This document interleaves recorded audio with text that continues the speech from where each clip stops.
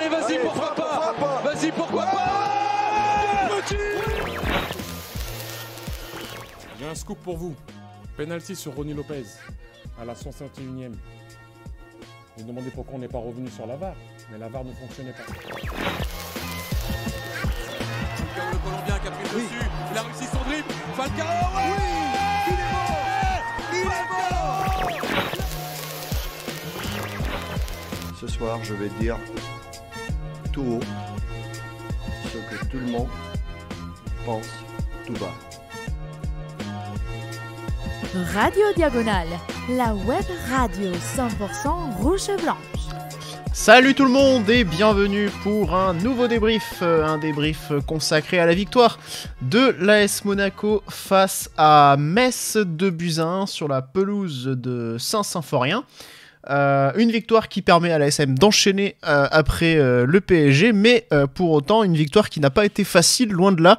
Rome sera là pour débriefer le match avec moi. Salut Rome.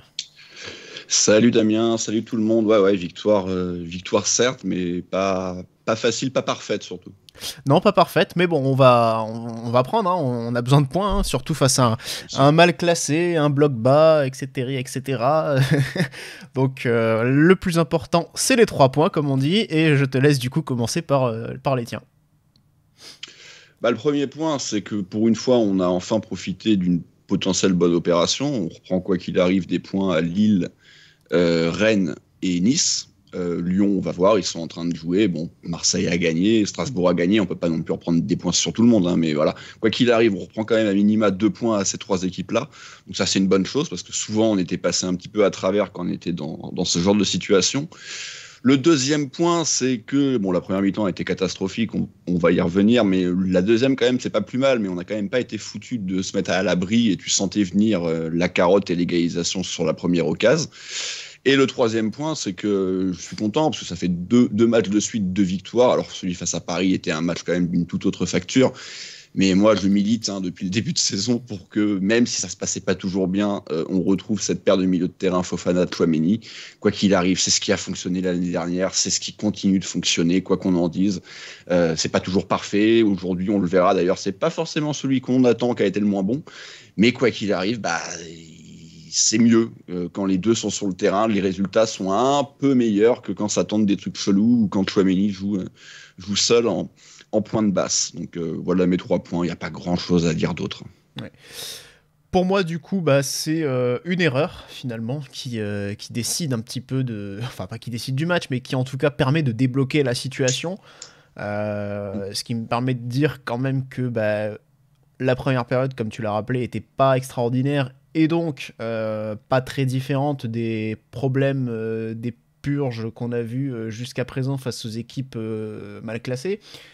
Donc c'est une petite, pas une grosse erreur, hein, parce que sinon ça aurait été une passe ratée dans les pieds de Messin de Vanderson, mais c'est juste que là elle est déviée et elle permet à Ben Yedder d'aller au bout. Donc c'est le petit coup de pouce qui nous a peut-être manqué aussi sur les précédents matchs, mais il a fallu s'en remettre à ça aussi pour débloquer la situation. Donc c'est quand même que tout n'est pas réglé, loin de là.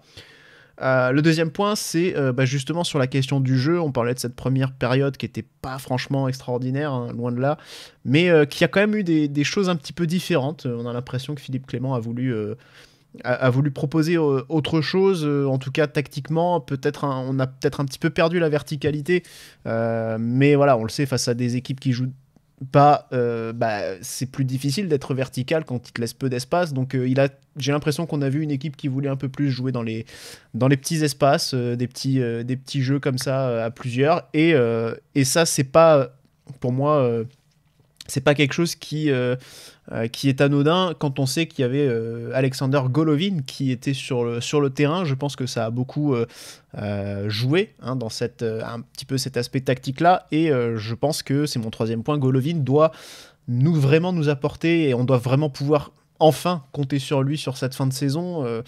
Alors vous savez que je porte pas Golovin dans mon cœur, évidemment, et qu'on a peut-être vu un bon match avant d'en voir 3 ratés, je sais pas, pour les prochains, mais on a besoin de pouvoir compter sur toutes nos forces vives. Là, comme tu le disais, on a repris des points, c'est important. Il y a quand même une Coupe d'Europe à aller chercher, peu importe laquelle, même si c'est la C4, eh bien, allons-y, mais il faut être en Europe l'année prochaine, ça doit être un objectif, donc il faut se remobiliser pour tendre vers ça, et on a besoin qu'un joueur comme Golovin apporte aussi quelque chose de différent sur cette fin de saison.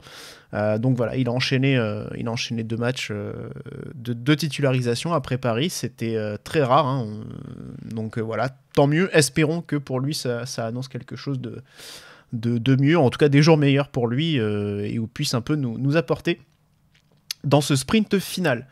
La composition, Rome, tu en parlais un petit peu avec ton point sur Fofana, moi j'en parlais avec celui sur Golovin. Premier constat du coup, El Famoso John Lucas sur le banc.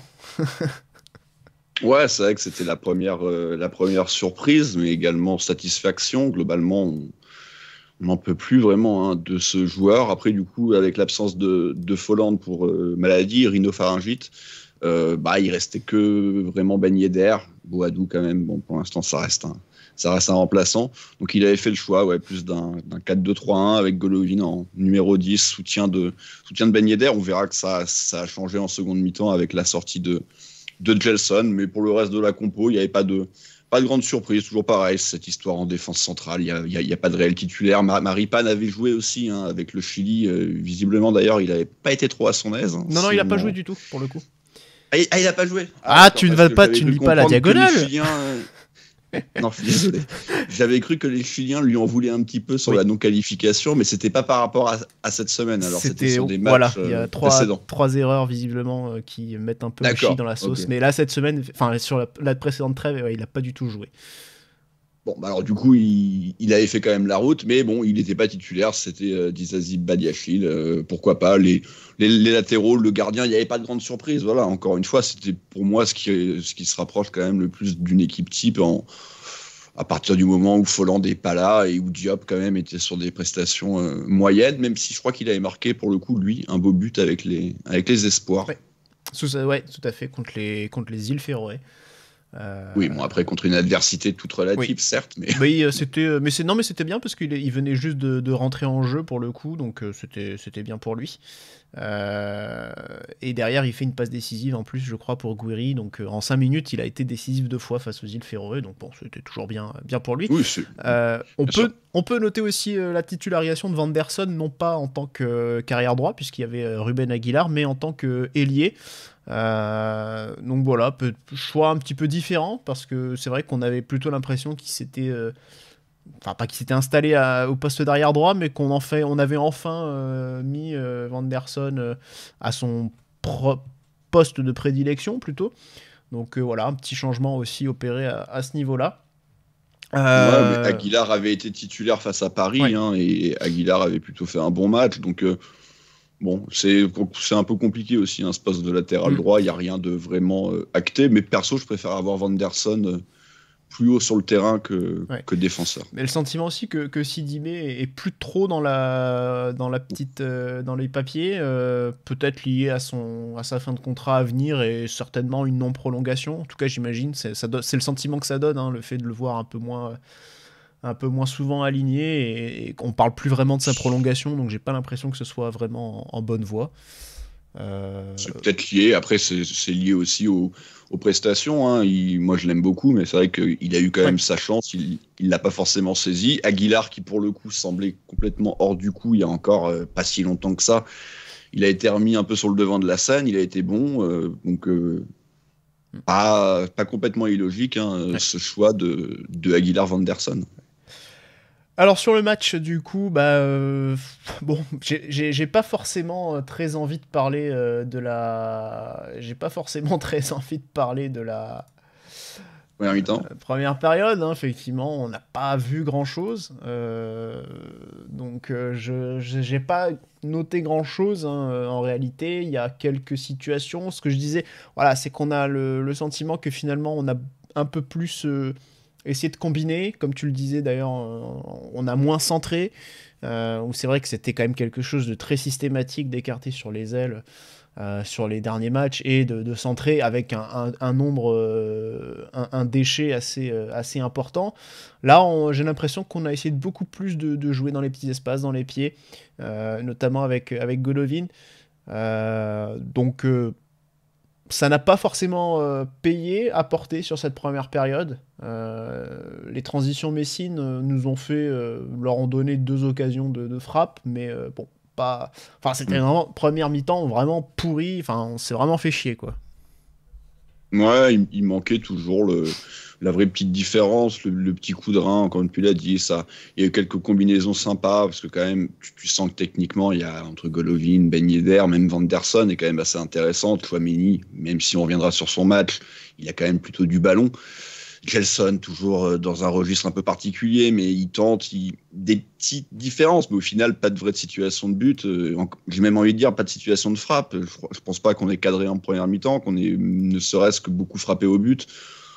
Contre des Messins, certes, qui étaient plutôt repliés sur leur but, mais ouais, un manque d'envie, un manque de justesse dans les derniers mètres, manque de mouvement, clairement pas une mi-temps très intéressante et surtout très, très optimiste pour ce qu'on allait voir par la suite. Ouais. Heureusement, ça a quand même été mieux pour cette seconde mi-temps. Oui, la deuxième a été même radicalement différente, puisque Monaco est arrivé avec un peu plus de précision aussi offensivement, mais là encore, ce que je disais, c'est une erreur, un petit coup de pouce, qui vient nous mettre sur la bonne voie. Alors, elle nous met pas sur la bonne voie longtemps, mais je trouve qu'après ce but, donc on rappelle ce petit but, donc c'est une passe de Vanderson un peu en profondeur qui, sans ce petit coup de pouce, serait revenu au pied messin. Sauf que là, il y a une petite déviation involontaire de la part de...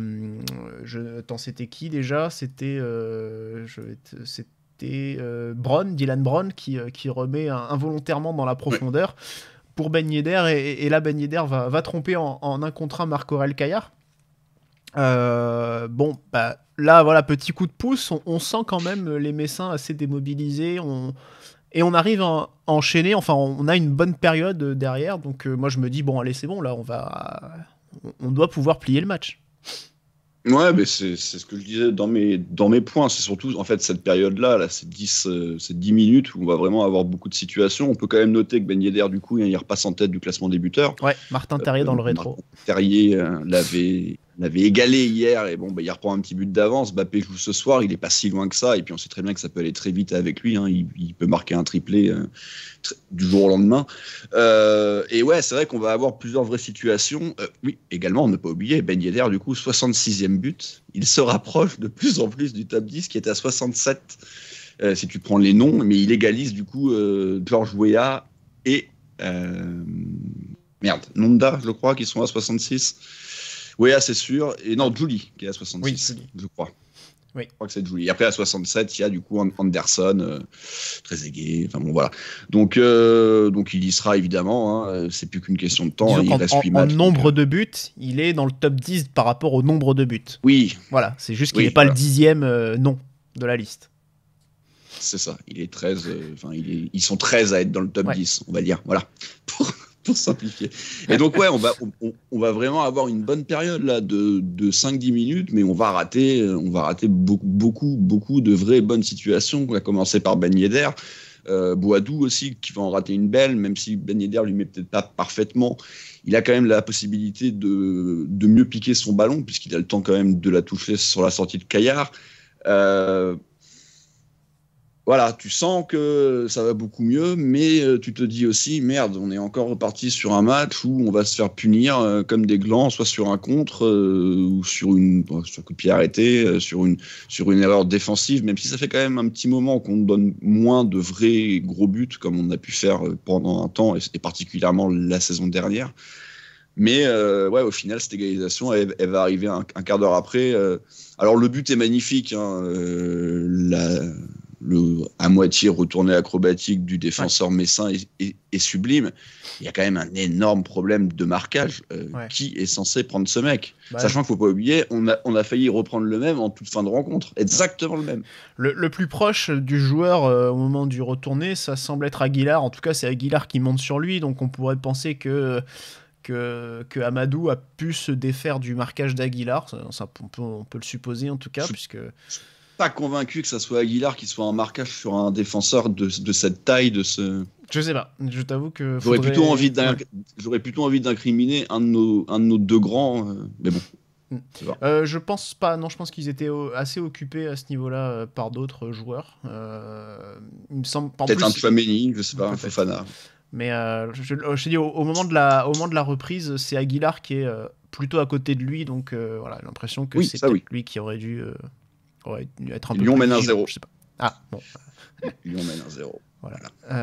Bah écoute, ils sont toujours 2 points derrière pour l'instant, donc c'est bon pour nous. Oui.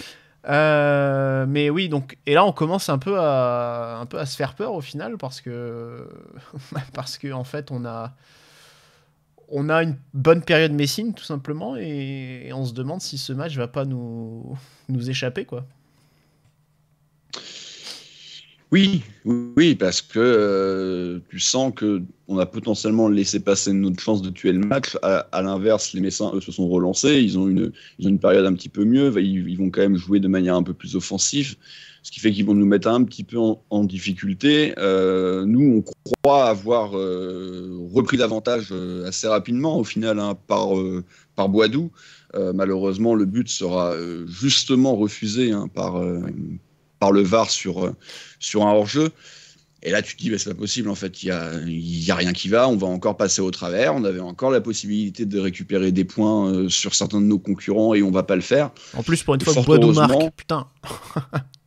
Ouais, voilà, Boadou marque. C'est vrai que ça avait changé un peu la physionomie de la rencontre, ça avait décalé Golovin sur le côté, ça avait libéré un peu plus d'espace à Ben Yedder, sans que lui soit forcément bon individuellement. Son entrée a peut-être fait un peu de bien au collectif global. C'est vrai que par rapport à une défense à 5 en face, et notamment 3 défenseurs axiaux, le seul Ben Yedder pour lutter contre ça, c'est vrai que c'était un peu difficile pour lui. Donc ramener une deuxième pointe, voilà, ça permet de monopoliser aussi un peu plus les défenseurs, d'aspirer un peu plus les défenseurs. Donc c'est vrai que voilà, on a quand même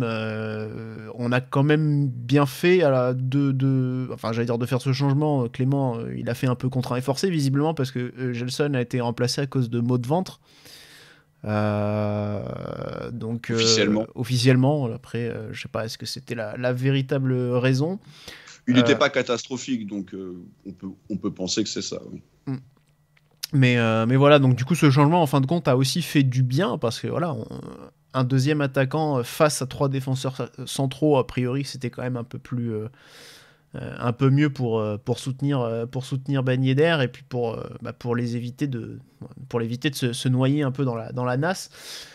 Donc les effets se sont vite fait sentir, mais quand même Boadou a réussi une deuxième fois à marquer, et de manière plus joliment que la première qui a été refusée, et plus difficilement, parce que finalement le premier but, bon, il était vraiment à bout portant. Là quand même il est allé la chercher, ce petit ballon de la tête. Donc voilà. Ouais, enfin, une belle tête plongeante, second poteau, sur une nouvelle passe de Caio Henrique, qui du coup avait changé de côté, parce que ça devait certainement être suite à un coup de pied arrêté, donc il se retrouve dans une zone qui est habituellement pas la sienne. Mais une belle tête plongeante comme ça, qui peut rappeler un peu, entre guillemets, mais celle qu'a mis Falcao la première année au Parc. Un peu de l'épaule, là, son but un petit peu à l'arrache, qu'on avait fait un partout, ça devait être en mode ça, c'était quand même beaucoup plus à l'arrache, par contre. Oui, c'était parce qu'on en voit quand même rarement des têtes aussi proches du sol. Sur une passe de Moutinho. Ah, merci. Sinon, tu me l'aurais pas demandé. Non. Ah oui, voilà. Donc ouais, non, très clairement, il faut rendre à Boadou ce qui appartient à Boadou. C'est une belle égalisation. Ça le libère, parce que très clairement, si encore une fois il avait fini une rencontre sans marquer, et en plus en ayant eu un but refusé, donc on peut que espérer que ça lui fasse du bien. Sa saison reste pour l'instant un cuisant échec. C'est qu'une première saison, donc on aura le temps de le juger. Mais en tout cas, aujourd'hui, force est de reconnaître qu'il nous fait du bien, que son but nous apporte les 3 points. Donc, rien à dire. Voilà, c'est... Ouais. On espère que ça va lui faire du bien, en tout cas, individuellement. Mais bon, clairement, après ce but-là, le match n'était pas forcément plié, pas fini pour autant, hein, puisqu'il y a quand même... Nubel a quand même dû aussi s'employer à quelques reprises. Hein. Ouais, on va nous aussi encore avoir plus de situations, mais parce que le match va devenir un peu plus fou, un peu plus ouvert, et on sait très bien que défensivement, quand même, on a toujours cette sensation qu'on peut être mis en danger sur n'importe quelle offensive adverse de n'importe quelle équipe. On est quand même encore friable, on respire pas la sérénité, et oui, Nubel, il va particulièrement faire un bel arrêt. Alors, je sais pas si ça filait au fond, parce que j'ai pas bien vu un ralenti qui permettait clairement de montrer si c'était cadré ou pas. En tout cas, quoi qu'il arrive, il va la chercher alors qu'il semble être pris à contre-pied dans un premier temps. Il va également bloquer quelques autres ballons. Globalement, il va faire du bien dans cette fin de match. Et puis, j'en parlais, on va aussi subir cette dernière situation.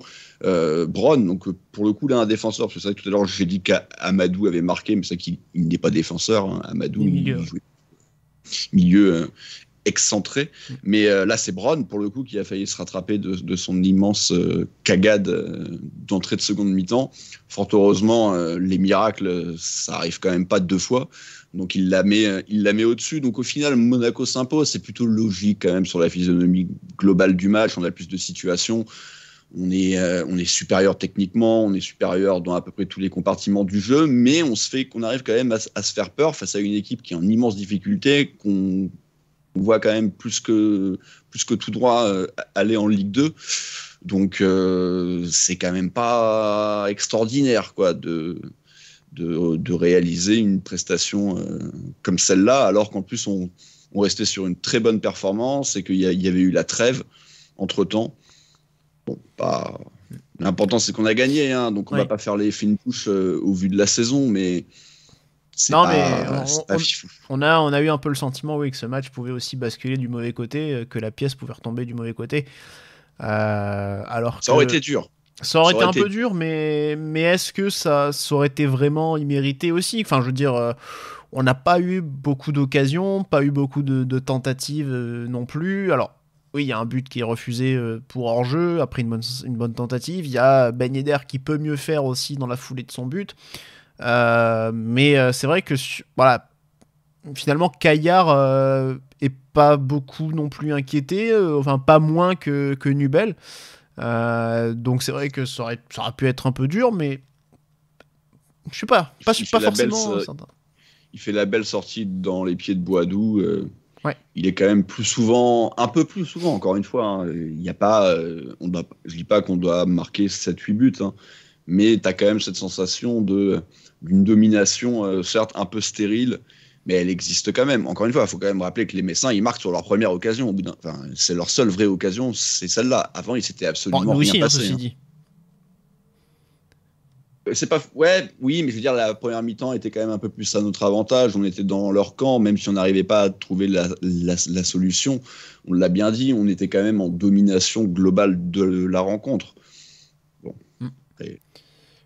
Oui, mais après, c'est vrai c'est un schéma aussi qu'on avait déjà vu face à des équipes qui s'attendent à subir dans tous les cas, donc on le sait. Quoi. C'est vrai que je l'ai oublié, mais en première mi-temps, bon, alors il y a le 1 contre 1 de Gelson, c'est un peu compliqué, Caillard sort bien de son encontre, mais il y a surtout cette énorme situation, tout début de rencontre de Ben Yedder, hein, qui se retrouve seul au monde et qui pour une fois rate un contrôle qui pour un attaquant de son niveau quand même assez facile. En temps normal, là, Ben Yedder, c'est contrôle face à face. Il était pas en jeu. Pas la sensation.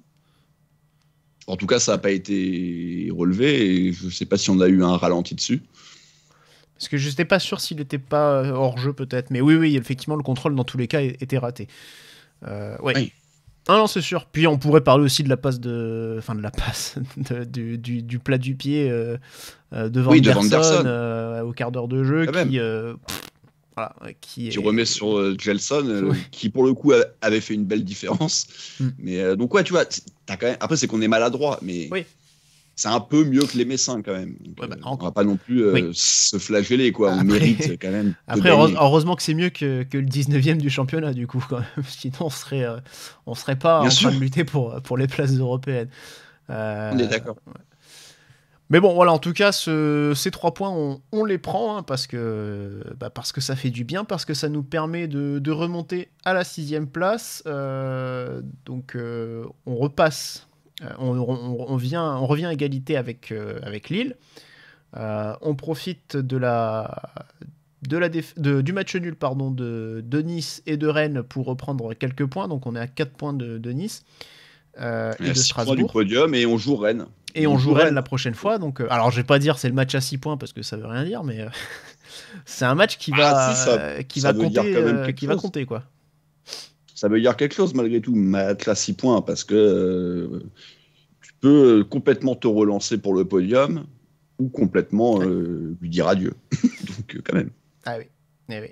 Non, mais c'est vrai, ça va être un match important, surtout que, on le sait, hein, Rennes est dans une grande forme. Ils ont pas perdu depuis un paquet de matchs. Hein. Ils Il y a étaient eu sur... Leicester, quand même. Hein? Ils ont perdu en Coupe d'Europe quand même. Oui, hormis la Coupe d'Europe, mais c'est vrai que je pensais plus en Ligue 1. Ils étaient sur 5 victoires de suite avant le nul face à Nice. Donc, bon, très clairement, c'est l'équipe en forme en ce moment, hein, Rennes. Donc voilà, il va évidemment falloir faire un résultat. Alors, ce sera là-bas, hein, parce que à domicile, on les avait battus. Donc, ce sera peut-être plus difficile au Roazhon Park, hein, qu'au Stade Louis II. Mais bon, on va peut-être s'inspirer du match aller pour refaire une bonne performance. J'ai le calendrier, c'est que là on reçoit 3, donc on va dire le sempiternel, les 3 points obligatoires. Ouais. Et ensuite, là il va y avoir vraiment la clé avec déplacement à Rennes, réception de Nice. C'est ça. Et là on va savoir, parce que derrière, on se déplace encore 2 fois dans le Nord, Lille et Lens. Mais bon, en tout cas, voilà, très clairement, ces 2 matchs-là, Rennes-Nice, ils vont certainement décider de beaucoup de choses. Ouais, donc autant espérons en tout cas qu'on saura les négocier correctement. Hein. 2 victoires de suite, ça faisait longtemps que ça ne nous était pas arrivé. Donc voilà. Après, je sais pas si la victoire face à Paris a véritablement enclenché quelque chose.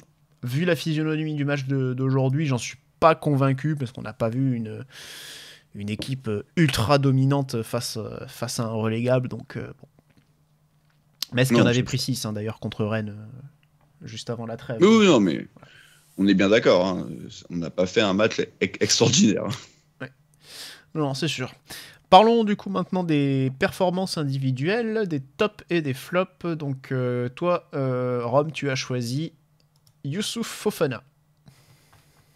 Ouais, je suis parti sur Fofana parce que, encore une fois, c'est un joueur que je défends, c'est un joueur que je veux voir titulaire, donc je suis plutôt, même si certains ont tendance à croire le contraire, hein, que globalement on est tous anti-Fofana sur Radio Diagonale, ça serait bien d'écouter les émissions, messieurs. Donc, après j'ai plutôt aimé sa rencontre, Mathieu Bonner aussi, hein, j'ai l'impression qu'il a plutôt bien aimé sa prestation. Ouais, je crois, en tout cas en bord terrain. Ah oui, en bord terrain. En bord terrain. Donc non, moi je l'ai trouvé bon. C'est le Fofana que j'aime. Alors évidemment, il s'est encore essayé à la frappe à 1 ou 2 reprises. C'est pas ce qui lui va le mieux. C'est pas là où il est le plus à l'aise. Mais par contre, voilà, il y a gros travail de récupération. Il oriente plutôt bien le jeu.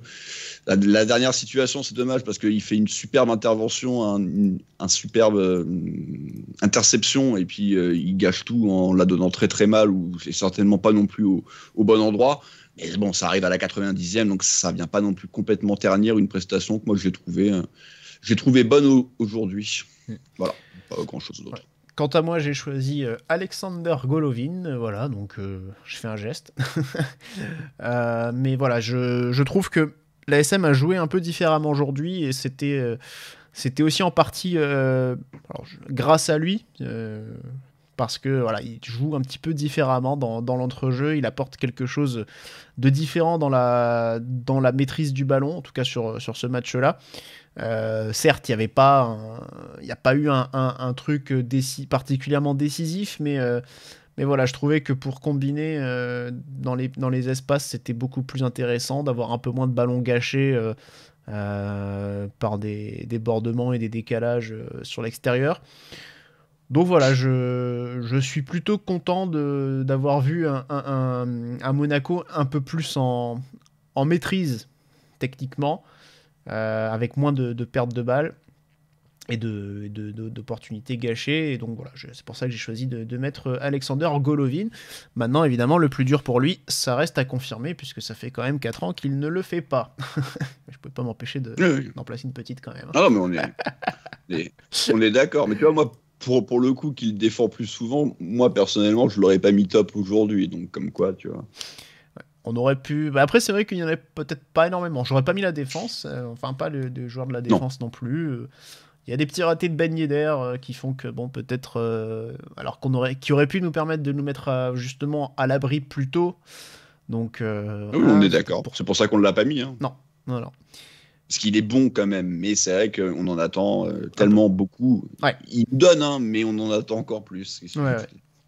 Voilà, mais en tout cas, il salue ses parents et aussi sa maman. Oui, c'est vrai que sa phrase n'était pas très claire, mais bon, bref. Le flop du match, on a mis donc le compère du milieu de terrain de Youssouf Fofana, on a mis Aurélien Tchouaméni. Alors ça doit être, c'est très rare qu'on une grande première. Il faudrait voir. Alors peut-être pour toi, je sais pas si d'autres l'ont pas déjà mis à un moment donné, c'est possible, mais c'est très rare. Mais oui, bah. Tu vas en parler, hein. Moi je t'ai suivi là-dessus, je suis assez d'accord. Je préférais le match de Fofana aujourd'hui. Mais c'est vrai que c'est plus par rapport au décalage aussi du niveau qu'il a affiché en équipe de France et de ce qu'on a vu aujourd'hui. Ouais, c'est surtout ça. Encore une fois, Tchouaméni, si tu prends sa rencontre en tant que telle pour un joueur lambda, ne serait-ce que si Fofana fait sa rencontre, même si Fofana a été meilleur, t'aurais été moins sévère. Le problème, c'est que c'est Tchouaméni, c'est quand même ta plus grosse valeur marchande, ton meilleur joueur ou pas loin. Maintenant, avec Ben Yedder, quand même, l'écart se réduit de plus en plus. Ça fait quand même plusieurs semaines que c'était un peu moins bon. On n'avait pas trop pu compter sur lui en Coupe d'Europe. Même face à Paris, ça avait été un peu mieux. Mais bon, peut-être aussi parce que c'était Paris, tout simplement, et que tu as envie de briller face à cette équipe-là. Et c'est surtout qu'entre-temps, il y a eu ce fameux match en équipe de France où quand même tout le monde a loué sa prestation. Je crois qu'il a eu 9 dans l'équipe. Alors, c'est peut-être un peu beaucoup pour un match amical. 7, mais bon. Je crois, 7. Ah, moi, je l'ai vu à plus que 7. Hein. Ah oui ? Non, je crois dans l'équipe, c'était 7, mais à vérifier. Mais... Ouais, alors peut-être que je suis en train de confondre 9, c'est quand même beaucoup, avec un truc. Pour non, mais je crois que je suis en train de confondre. Je suis en train de confondre avec un truc très. Je suis en train de confondre avec la note d'Antoine Dupont contre l'Angleterre. Il n'y a rien à voir, quoi. Ça n'a rien à voir. Bah ouais, mais qu'est-ce que tu veux, c'est le cœur qui parle. C'est mon petit Antoine. Non, enfin, pour en venir au foot, ouais, donc forcément, ça fait un peu tâche de le voir à un tel niveau en équipe nationale. Alors certes, les coéquipiers sont pas les mêmes. Griezmann, Pogba, bah oui, c'est pas Fofana, Golovin. On est d'accord, mais c'est dommage. T'as la sensation qu'il est peut-être déjà un petit peu parti, parce qu'on sait très bien qu'il va partir, et c'est étonnant de venant de lui, parce que globalement, je le trouve toujours un peu. C'est pas le genre de joueur qui a l'air de lâcher les choses. Donc ouais, là, ça fait quand même un petit moment qu'il est moins bon. Et après, paradoxalement, on disait, tu disais que t'aimais pas trop le voir seul en sentinelle, mais je pense que la meilleure période cette saison de Tchouaméni, elle coïncide aussi avec cette arrivée de Clément et ce repositionnement. Où il a vraiment aligné des grosses performances pour le coup. C'est assez paradoxal, quoi. Oui, c'est vrai que pendant quelques semaines, il avait été très bon à ce poste-là. Après, il faut revoir l'adversité. Hein. Il y a eu les matchs de Coupe de France, il y avait pas grand-chose. Faut aussi se rappeler qu'à la mi-saison, on était tous très satisfaits quand même de sa première partie de saison. Ça avait déjà été un des meilleurs. Pas étonnant d'ailleurs, hein, on l'avait tous ou presque mis en pronostic meilleur joueur de la saison, et il était parti pour, et dans l'absolu, c'est certainement encore lui. Mais voilà, il faut reconnaître que depuis quelques rencontres, c'est un petit peu moins bon, et le fait qu'il ait été très bon en équipe de France rajoute un petit peu de déception à ça. Voilà. Donc Aurélien, on compte sur toi face à Nice et Rennes. Voilà, moi, c'est là où j'ai envie de le voir décisif. Comme on l'a vu avec les Bleus, où il marque le but à la dernière minute, qu'il nous fasse pareil dans un match qui va compter. Ouais. Voilà. Ouais. Alexander Nubel, du coup, qui a pas pu faire grand-chose sur le très joli but d'Amadou. Oui. Le reste, pour le reste, il a une petite frayeur au pied à un moment donné, mais sinon, Oui. il a fait le travail dans les buts. Il est mieux. Ouais. Il est de mieux en mieux. Moi, je l'aime. Voilà. Non, mais vraiment, hein, je le pense sincèrement qu'il est de mieux en mieux. Vanderson, ailier droit, pour le coup, bon, je l'ai pas trouvé très... Enfin, il a été assez entreprenant, mais je l'ai trouvé globalement brouillon T'attaques techniquement. direct sur Vanderson. T'attaques direct Ah sur oui. l'ailier droit. Il n'y a pas de oui, défense, il n'y a pas ouais, de... parce que... y a pas de- Ouais, parce qu'il Et est placé... On va parler de Ben Yedder. Ouais, parce qu'il est placé dans la liste. Il était placé ailier droit par rapport arrière droit aussi par rapport au dernier D'accord. débrief que j'ai Ok. streamé. Donc Mais on du coup, peut, c'est vrai que ouais, je l'ai oublié de le replacer. On peut parler de Vanderson, hein, si tu veux, ça pose pas de problème. Non, bah Vanderson, il a fait sa place, hein, très clairement. Maintenant, il est titulaire à part entière de l'équipe. Tu l'as dit, que ce soit au poste de latéral droit ou d'ailier. Voilà, il a fait sa place très très vite, alors que quand on l'a signé, c'était pas forcément clair et évident qu'on avait besoin et de son profil, et surtout qu'on était convaincu que ça allait être un vrai bon choix. C'est un vrai bon choix, c'est un vrai bon joueur. C'est pas sa meilleure prestation, mais elle est propre, il est entre guillemets passeur décisif parce que c'est sa passe qui amène le but, même s'il y a beaucoup de réussite. Donc ouais, non, Vanderson, bonne pioche, et puis titulaire jusqu'à la fin de saison. Il n'y a pas de débat. La défense centrale, du coup, on revient un petit peu en arrière avec Badiachil et Eddy Sazi. Alors, ce que je disais, c'est que voilà, j'aurais pas forcément mis ces deux joueurs-là en top, parce que très clairement, on les a sentis dès que le match s'est un peu ouvert, un peu plus à la limite dans leurs interventions notamment. Ouais, un peu comme d'habitude, il respire pas la sérénité. Moi, j'avais plutôt préféré Badiachil quand la rencontre était vraiment en totale maîtrise et que les Messins ne faisaient pas grand-chose. Par contre, à partir du moment où la rencontre s'est un peu ouverte, un peu débridée sur la fin, j'ai trouvé Dizazi plus serein que Badiachil, qui souvent quand même attendent avant de monter au pressing sur des attaquants qui arrivent. Cette image de Depréville là en fin de rencontre, il le laisse avancer, complètement même traverser de la surface presque pour aller croiser sa frappe, que Aguilar sort. Nubel était certainement dessus, mais en tout cas c'est Aguilar qui la sort. Donc il m'agace toujours un peu là dans cette nonchalance permanente. Après, leurs deux prestations, elles sont juste moyennes. Je pense qu'ils auront des 5 un peu partout, quoi. Oui, certainement. Ou peut-être un 6 éventuellement, mais bon. Oui.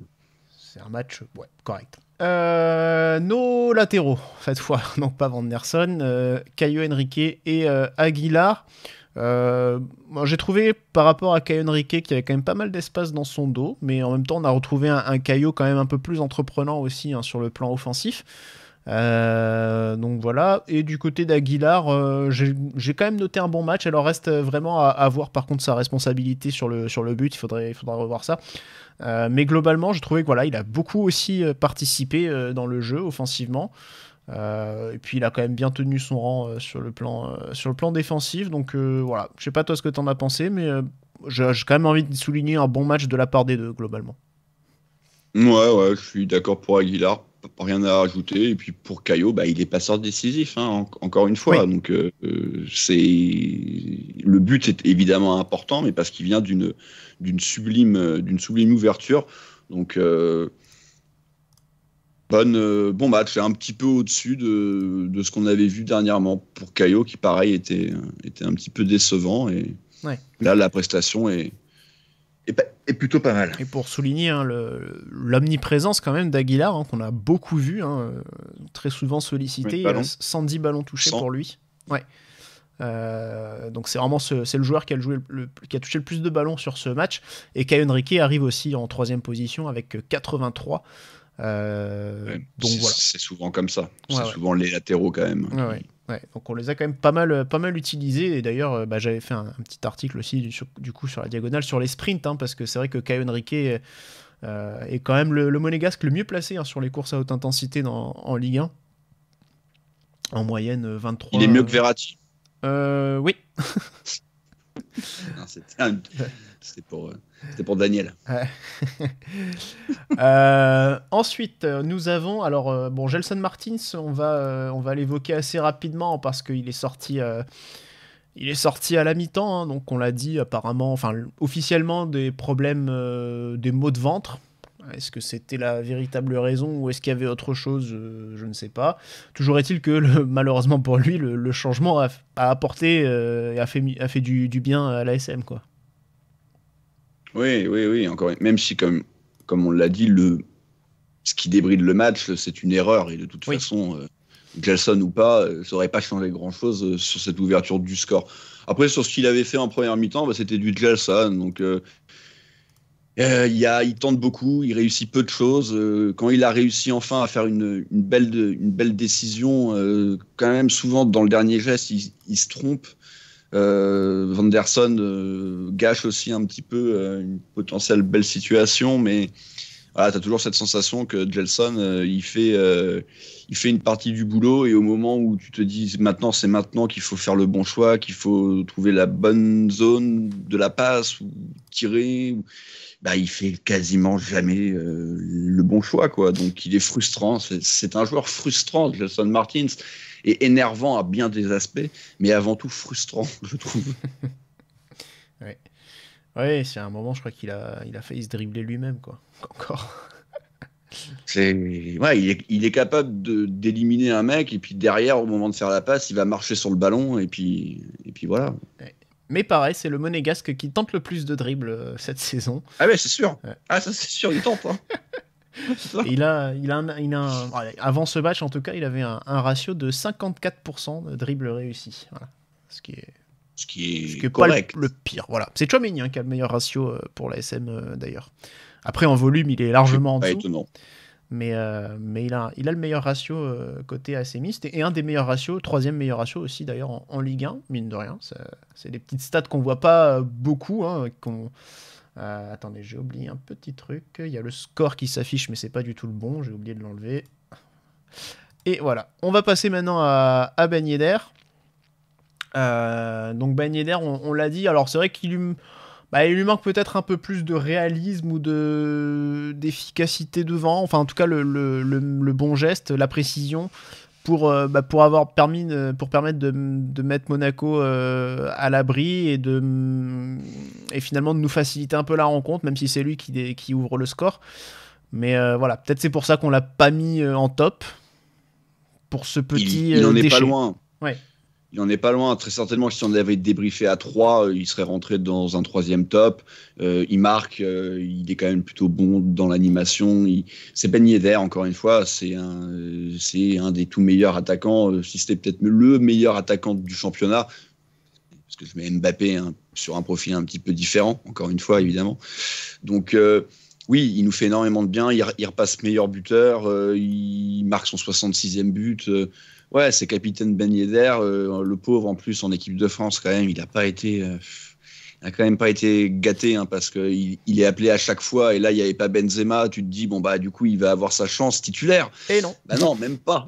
C'est Giroud et encore une fois qui était pas appelé au départ. Parce que c'est pas l'endroit, mais moi j'aime beaucoup Giroud, il mérite d'être en équipe de France et c'est pas illogique qu'il soit titulaire, mais ça doit être dur quand même psychologiquement pour Ben Yedder. Après il est rentré, il a marqué un but. Alors que Gelson Martins aurait mis aussi. Mais il a marqué un but, donc je pense que ça lui a fait un petit peu de bien. Mais ouais, Ben Yedder, c'est le sang, Ben Yedder, comme on dit. Il faut qu'il reste. Moi, j'ai envie qu'il reste, parce que s'il reste, il peut aller déloger d'Alger de la 4e place. Quoi. Merde, il n'y a rien à foutre là. Et puis, c'est tout. S'il reste, il y aura peut-être une émission Mur des légendes, peut-être. De la 3e place d'ailleurs, parce que c'est Falcao qui est numéro 4. Ouais, il y aura peut-être un mur des légendes. Pour aller déloger Falcao, du coup. Oui, pour aller déloger Falcao, mais tu sais quoi, moi je m'en fous qu'il le déloge ou pas. Par contre, il y en a un qui a une demi-européenne et un titre de champion de France, quoi. Ouais, c'est ce qui manque. Et c'est quand même problématique pour un mur des légendes quand le palmarès, c'est ça. Enfin, je veux dire, c'est ce qui a coûté cher à, je sais pas, un George Weah, par exemple, qu'on n'a pas mis. Ou un Thuram, un Djorkaeff, qui n'ont pas de trophée. Oui, qui n'ont pas de trophée, mais par contre, ils ont des finales européennes, enfin, Oui. une C'est finale européenne, C'est vrai. des deuxièmes places de championnat, des finales de Coupe de France. Donc, c'est quand même au-dessus de Ben Yedder. Et on Ouais. les a pas mis quand même. Donc, Non. voilà. C'est vrai, tu as raison. Eh oui. Nos remplaçants. Donc il y a eu seulement 3 remplaçants utilisés par Philippe Clément, Myron Boidou, dont on a déjà pas mal parlé. Jean Lucas qui est rentré en fin de match et Maripane également. On va pas forcément en parler, mais on peut revenir plutôt sur Boidou, qui a enfin marqué, donc son 4e but cette saison. Ouais, ça fait 4 buts. Alors, il a largement franchi la barre des 34 matchs. Maintenant, c'était quand même souvent des petits bouts de match. Là, il a eu 45 minutes. Écoute, c'est plutôt mieux que ce qui nous avait habitués. Ça a peut-être fait un petit peu de bien à l'animation globale de l'équipe. Il n'est pas loin de marquer 2 buts. Sur le premier, il est hors jeu, mais on peut pas non plus. On peut pas. C'est pas un hors jeu à la con, quoi. C'est pas un hors jeu bête. Tu te dis, mais mec, il y a aucune raison que tu sois là. Après, il marque derrière. On espère que ça va le relancer parce que, encore une fois, on va certainement avoir besoin de lui sur la fin de saison. Voilà, ça a été le cas aujourd'hui. Il marque un but décisif, un but qui amène 3 points. Et espérons que ça soit encore le cas jusqu'à la fin de saison. Voilà. Après, ballon au pied, techniquement, c'est quand même encore très. Le peu qu'on a vu, c'est pas Berbatov, hein, ça, on est bien d'accord là-dessus. Ouais, et puis il y a quand même une reprise à un moment donné sur un centre qui part en tribune. Il y a quand même matière à faire mieux. Ouais, non, c'est sûr. Mais il y a encore. Mais bon, d'un autre côté, tu peux pas lui demander d'être Berbatov. Il a 20 ans, il a pas, c'est pas le même profil non plus, mais il y a beaucoup de taf à faire, mais ça commence par ce genre de prestation. Voilà, c'est la première pierre. Atelier frappe. Atelier frappe. Mais alors pas avec Fofana. Pas avec Fofana parce que. T'as pas à apprendre grand-chose. Ouais, ça risque de le faire régresser. Donc voilà ce qu'on pouvait dire du coup sur cette victoire monégasque en terre messine. Voilà, donc la quiche Lorraine sera de sortie pour fêter ça. Très bon, une bonne quiche Lorraine. Je fais de très bonnes quiches Lorraine, je trouve. Voilà. Je le dis.